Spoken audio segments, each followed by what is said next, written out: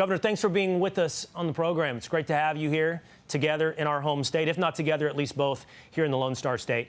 Tell me what we're seeing down there at the border. We've heard the numbers, down 90%, literally approaching the southern border from the Mexican side, whether or not they're Mexican or Central American or Haitian or wherever they are from. What are you seeing approach America's southern border? I've never seen such a massive drop in illegal immigration ever. I think President Trump had the best line when he said that to secure the border, to change the system, we didn't need new laws. We just needed a new president. And once he got elected president, it led to a sudden halt in people crossing the border illegally. The downturn has been so dramatic. We're just seeing a trickle of people a day. You're showing those films. Those films are under the Biden administration. There's just a trickle of people a day, and I am told that of the people who do make it across, most of them are actually returned. There's only been a few dozen or so that are even allowed to stay in the United States, and that leads to exactly what Secretary Nolan was talking about, and that is when people go through the time, the money, and the horrors of making the way to the United States border and then get here only to realize they're being sent back, that deters others from coming here in the future. We're seeing the power of deterrence and incentive. Rest assured, Governor, those videos on our screen right now are dated, and the audience well understands what's happened with illegal immigration over the last 3 to 4 months. I do want to ask you, not unlike illegal immigration, about a couple of issues here in Texas that become symbolic, perhaps, of issues for the rest of the nation. You recently signed a bill essentially banning capital gains tax here in the state. That's a big movement. That is a big moment. What does it mean? Does that mean any stock transactions? We don't have income tax in the state of Texas. Is it property taxes? How does it work? We're going to ban capital gains tax in Texas. Well, so it's the latest iteration of what we have constitutionally. It's not a law. It's a constitutional amendment. And what that means, Will, for the rest of your life in the state of Texas, it would require a 2/3 vote to change that. And that's not going to happen. So we've constitutionally banned an income tax, now a capital gains tax, and then a transactions tax.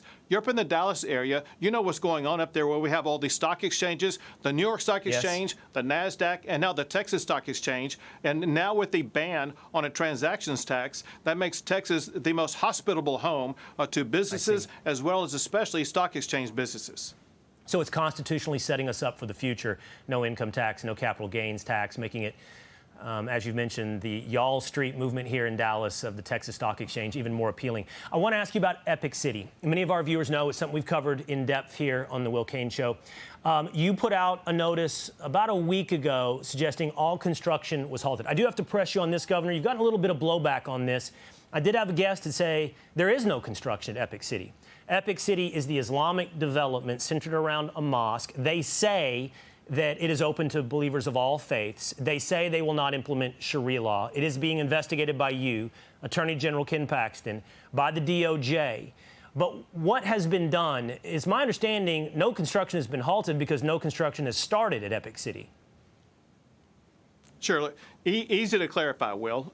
First of all, those images you're showing, they are images that people have seen on social media, and people have been led to believe that that actually exists. And those are nothing more than images on a piece of paper. They don't exist in reality. And the area they're seeking to develop is nothing more than an empty field right now. That said, however, Will, as you would know, as any economic developer would know, when you develop a large tract of land, you don't just immediately start turning dirt.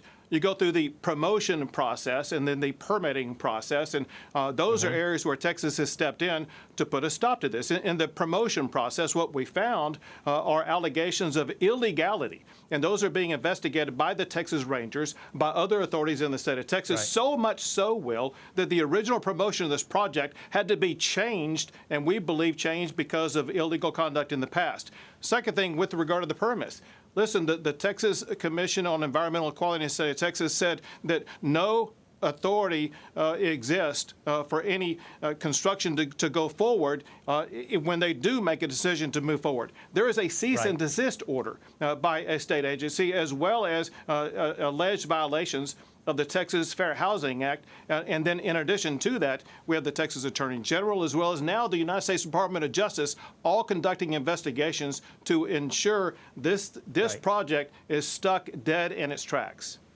Okay. I would love to have a deeper conversation with you, a longer conversation with you about this in the future. There's other developments that I think are worth discussion. This is happening not just in Texas. It's been highlighted to me as well in Michigan and other places. So I think it's worthy of a deeper discussion. But for the time we have today, I just wanted to ask you one more thing. And I haven't gotten to speak to you since she sort of made news saying this. And I don't mean this gratuitously, but I think I wanted to ask your reaction. Congresswoman Jasmine Crockett from Dallas has, on a stage, referred to you as Governor Hot Wheels. And I'm just curious, how does that make you feel? Well, to be honest, it makes me feel good about the prospects of Republicans winning elections. Because what you can see by comments like that is Democrats, they have no policy, they have no ideas. They're devoid of all of those, and all they can do is raise controversial claims like this. What that means is they are not delivering anything for their constituents other than hot topics. And what we are going to be able to do as Republicans in the state of Texas, we're going to be able to win elections because the Jasmine Crockett's and the Democrats who are acting like her, they're going to lose voters and they're going to lose elections.